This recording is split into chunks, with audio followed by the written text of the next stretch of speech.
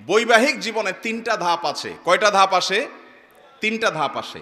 বিবাহের পরপর ভালো হোক আর মন্দ হোক, প্রথম প্রথম নতুন জামাই বউ অনেক মহব্বত আদান প্রদান করে, অনেক ভালোবাসা, অনেক স্বপ্ন, অনেক প্রতিজ্ঞা, অনেক ওয়াদা, অনেক কমিটমেন্ট, অনেক প্রমিস, অনেক ভালোবাসার বিনিময় হয় বিয়ের পরপর। এরপর যখন 1-2 বছর চলে যায়, আল্লাহ তাআলা একটা বাচ্চা দেন।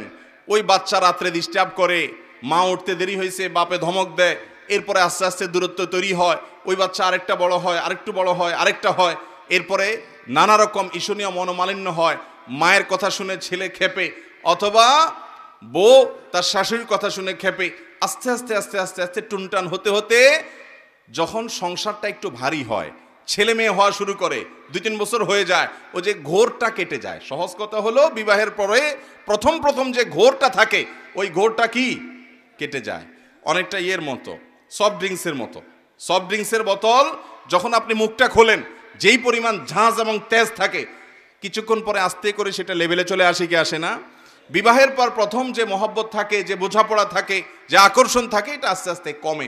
যখন কমে, এরপর আসল রূপটা দেখা যায়। ওই যে মহব্বত উতরাইছিল একটু আগে বা কিছুদিন আগে, সেই মহব্বতের আসল রূপটা ছেলেও দেখতে পায়, মেয়েও দেখতে পায়। শুরু হয় এবার তুমুল আকারে ঝগড়া, ফাসাদ, গন্ডগোল। এটা বাস্তবতা হয়। এরপর বৈবাহিক জীবনের একেবারে শেষের দিকে যখন চলে যায়, তখন আবার ওই প্রথম সময়টা কিন্তু ফিরে আসে। অর্থাৎ বুড়া বুড়ি টোনাটুনির সাথে সম্পর্কটা খুব ভালো থাকে। আপনি আমাদের এই সমাজে জোয়ান জামাই বউ যেরকম মারামারি লেগে থাকে, গন্ডগোল লেগে থাকে, মুরব্বী চাচাদেরকে বুড়া বুড়ি এরকম গন্ডগোল লাগালাগি করে এবং চুলাচুলি করে, এরকম খুব বেশি দেখেন? একেবারেই নাই। ওই মাঝামাঝি পর্যায়ে যা হয় না হয়, শেষের দিকে আবার মহব্বত অনেক হয়। নদীর এপারে কিছুটা শান্ত, ওই পারে কিছুটা শান্ত, মাঝখানে উত্তাল তরঙ্গ। ওই তরঙ্গ দেখে অনেকে ভুল করে এবং তরি ডুবিয়ে দেয়, আর ওই কুল পর্যন্ত যেতে পারে না। আর যে বিচক্ষণ, সে জানে যে এরকম চড়াই উতরাই হবে দাম্পত্য জীবনে, বোঝাপড়ার গরমিল হবে, গন্ডগোল ফাসাদ হবে, এগুলোর সব ওভারকাম করতে হবে। একটা সময় আমার শান্তি আসবে। বিশেষ করে মা বোনদের একটা সমস্যা হলো যে পরের ঘর করতে গিয়ে নানা রকম ঝামেলা তৈরি হয়। তখন তারা কি করে, না এসব আর করবো না, আমি চলে যাই। এভাবে যে বেশিরভাগ মেয়ে পরবর্তীতে আফসোস করতে হয়। আর এই কারণে দাম্পত্য জীবনের সুখের দ্বিতীয় মন্ত্র হলো সবর এবং শুকর। এই দুইটা অভ্যাসকে নিজের জীবনে আনতে হবে। যাদের মধ্যে সবর নেই, যাদের মধ্যে কৃতজ্ঞতা নেই, এরা কখনো দাম্পত্য জীবনে সুখী হতে পারে। দাম্পত্য জীবনের সুখের অন্যতম মূল মন্ত্র হলো সবর করা। কারণ দুই ফ্যামিলির দুইজন মানুষ একত্রে সংসার করবে, এক ছাদের নিচে থাকবে, জীবন কাটাবে, সব কিছু ব্যাটে বলে কিয়ামত পর্যন্ত কোনো দিনই হবে। আপনি আমি কে? নবী করিম সাল্লাল্লাহু আলাইহি সাল্লামের সাথে, তার স্ত্রীদের সাথে, উম্মুল মুমিনিনদের সাথে ছোটখাটো বিষয় নিয়ে মান অভিমান হয়েছে না হয় নাই? বহুত হয়েছে। এবং সে মান অভিমানটা আমাদের মতো না, তাদের মতো করে হয়েছে। কারণ স্বামী স্ত্রী একসাথে দাম্পত্য জীবনে যখন সময় কাটাবে, তাদের মধ্যে বোঝাপড়ার গরমিল হবে। এই সময়টাতে দরকার হয় সবর করা। মনে রাখবেন, ইবাদতের অনেক বড় একটা পার্ট হলো সবর এবং ধৈর্য। আল্লাহ কোরআনে বলেছেন, ইন্নামা ইউওয়াফাস সাবিরুন আজরাহুম বিগাইরি হিসাব। যাদের পুরস্কার আল্লাহ তাআলা কোনো হিসাব করে দিবেন না, তারা হলো যারা সবরকারী, ধৈর্যকারী তারা। অতএব দাম্পত্য জীবনে ধৈর্য থাকতে হবে। স্বামী অনেক উল্টাপাল্টা করবে, সবর করতে হবে। মনে করতে হবে এর চাইতে অমানুষও পৃথিবীতে আছে। আবার স্ত্রী অনেক উল্টাপাল্টা করবে, সেক্ষেত্রেও সবর করতে হবে। মনে করতে হবে যে এর চাইতে অমানুষ অনেক আছে, এবং নিজেকে সান্ত্বনা দিতে হবে। অনেক ক্ষেত্রে কৌশলী হইতে হবে। বিশেষ করে দাম্পত্য জীবনে কৌশল ছাড়া আপনি সুখী হতে পারবেন না। আশরাফ আলী থানভী রহমতুল্লাহ আলাইহি একটা ঘটনা বলেছেন সম্ভবত একবার, যে ওনার কাছে এক ব্যক্তি এসে বলল, হুজুর, আমার বাসায় যে মহিলা আছে, আমার স্ত্রী, এই ভদ্র মহিলা আমি বাহির থেকে গেলেই কোনো কারণ ছাড়া অযথাই আমার উপরে সে চড়াও হয় এবং খুব বাজে ব্যবহার করতে থাকে। আমি আপনার ওয়াজটা শুনে একটু সবর করার চেষ্টা করি, কিন্তু কত পারা যায়, পারি না। আপনি একটু আমাকে বুঝায় বলেন তো আমি কি করতে পারি। তখন উনি বললেন যে, আপনাকে একটা বুদ্ধি শিখাই। বাসায় ঢোকার আগে দরজার সামনে গিয়ে কয়েক সেকেন্ডের জন্য আপনি একটু মাথাটা নত করবেন, করে কল্পনার জগতে ডুব দিবেন। ডুব দিয়ে নিজেকে নিজে বলবেন যে আমি এখন দরজা খোলার সাথে সাথে কথার কথা একটা কুকুর আমার বাসায় আছে, কুকুরটা আসবে, তো কুকুর মানুষ দেখলে ঘেউ ঘেউ করে, এটা করবে।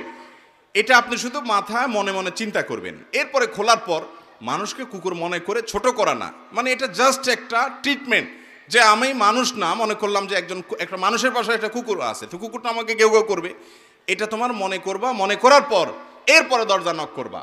বউ খোলার পর যদি তোমার সাথে গেউ গেউ করে, তুমি সাথে সাথে ওই যে তোমার ধ্যান, ওই ধ্যান কল্পনার জগতে ডুব দিবা।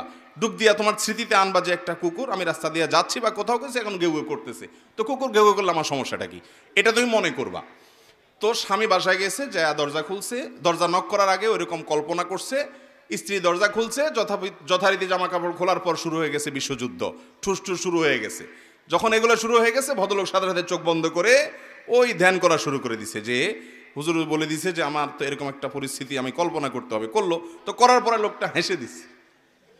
বউ চিন্তা করলে ব্যাপার কি, প্রতিদিন হামলা পাল্টা হামলা হয়, গোলা বারুদ এখান থেকে গেলে ওখান থেকেও কিছু আসে, আজকে দেখি এবার একটা মিটমিট করে হাসে, কাহিনী কি? স্ত্রীর তো মেজাজ আরো গরম হয়ে গেছে, সে যত গরম হয় এ দেখে আরো বেশি হাসে। তখন বলল, ধরছে একটু ঠান্ডা হয়ে, স্ত্রী দেখছে না রাগারাগি করতে হচ্ছে না, বলো কাহিনী কি বলো। স্বামী তো বলে না বলে না বলে না, একটা পর্যায়ে বলে দিছে যে আসলে হুজুর আমাকে এটা শিখাই দিছে, এরপর থেকে আমার কাছে তোমার এসব রাগ ঝাগ বকা ঝকা এগুলো সব আমার কাছে একেবারে পান্তাবাদের পানি মনে হয়, আমার বরং আরো হাসি আসে। এর পরদিন থেকে আর ওই ভদ্রলোক বাড়িতে ঢুকলে বউ বেচারা ঝগড়া করতে গেলেও আবার গলা থেকে ফেরত চলে যায়, কারণ ঝগড়া করলেই তো কল্পনা এসে অন্য কিছু হবে। এ কথা শুধু মহিলাদের জন্য বলছি, মা বোনদের রাগ করার কোনো কারণ নাই। একই কথা পুরুষদের বেলায়ও হতে পারে, অনেক পুরুষ আছে এরকম ছেঁচড়ার মতো গেউ গেউ গেউ গেউ করে, করে কি করে না, তো তাদের বেলায় যদি মহিলারা এই একই পদ্ধতি অ্যাপ্লাই করেন, ইনশাআল্লাহ অন্তত ওই গেউ গেউটা থামানোর জন্য ওষুধের কাজ দিবে। তো খোলাসা কথা হলো, সবর থাকতে হবে।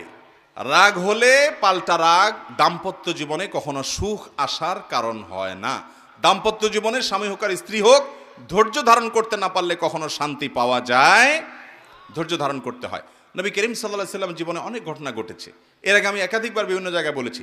আয়েশা রাদিয়াল্লাহু তাআলা আনহা ঘরে ছিলেন, তিনি, তার নিয়ম ছিল যে স্ত্রীর ঘরে থাকতেন, রান্নাবাড়া তিনি করতেন।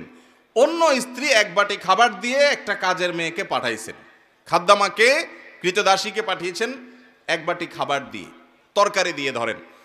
তো ভালো বুড়া রান্না করেছেন, রসুলের জন্য পাঠাইছেন। আয়েশা রাদিয়াল্লাহু তাআলা আনহা দরজা খুলে দেখলেন যে কাজের মেয়ে তরকারি নিয়ে আসছে আরেক স্ত্রীর ঘর থেকে। তো এই টাইমে যে কোনো মানুষই, যে কোনো মহিলারই মাথা গরম হওয়ার কথা, আমার বাসায় আজকে উনি থাকবে, আমি যা খাওয়াবো, তুমি আবার ওখান থেকে এক বাটি দিয়ে ভালো হওয়ার চেষ্টা করতেছ। উনি বাটিটা ধরে ছুঁড়ে ফেলে দিলেন, বাটির সব তরকারি তো গেছে গেছে, বাটিও দুই টুকরা হয়ে গেছে। এই দৃশ্য নবী করিম সাল্লাল্লাহু আলাইহি সাল্লাম দেখার পর উনি বাইরে হয়ে আসলেন, যা উঠান থেকে নিজের হাতে সে ভাঙা বাটিটা নিয়ে আসলেন। আনার পর একই শেপের একই ধরনের আরেকটা বাটি এই ঘরেও ছিল, আসলে তার ঘরে, ওই খালি বাটিটা নিয়ে কাজের মেয়ের হাতে দিয়ে বললেন, এটা নিয়ে ওই বাসায় চলে যাও এবং খবরদার মুখে তালা, এখানে কি ঘটেছে এর কোনো কথা বলা যাবে না, শুধু বাটিটা সেখানে ফেরত দিবা। ওখানে বাটিটা ফেরত দিছে।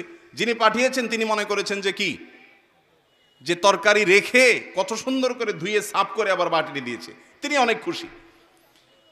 এই হাদিস বর্ণনা করার পর কোন মুহাদ্দিস, কোন হাদিস বিশারদ, কোন হাদিসের শেষে এটুকু অতিরিক্ত বর্ণনা করতে পারেন নাই যে নবী করিম সাল্লাল্লাহু আলাইহি ওয়াসাল্লাম আয়েশা রাদিয়াল্লাহু আনহাকে ডেকে দুই চারটা ধমক দিয়েছেন।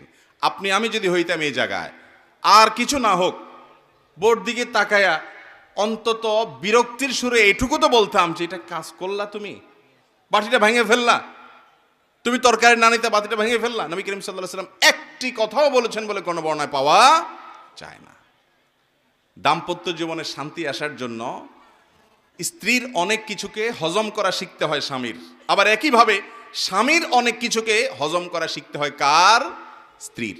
আজ আমাদের সমাজ ব্যবস্থায় ভোগ ভোগ ভোগ, ত্যাগের কোনো নাম নিশানা নেই, যার কারণে সবর কেউ কাউকে প্রতি করতে রাজি না। দাম্পত্য জীবনের শান্তির জন্য এই সবর এবং শুকর যা আল্লাহ তাআলা দিয়েছেন সেটার উপরে শুকরিয়া আদায় করার মানসিকতা থাকতে হবে, না হলে কোনোদিনই আপনি শান্তি পাবেন না।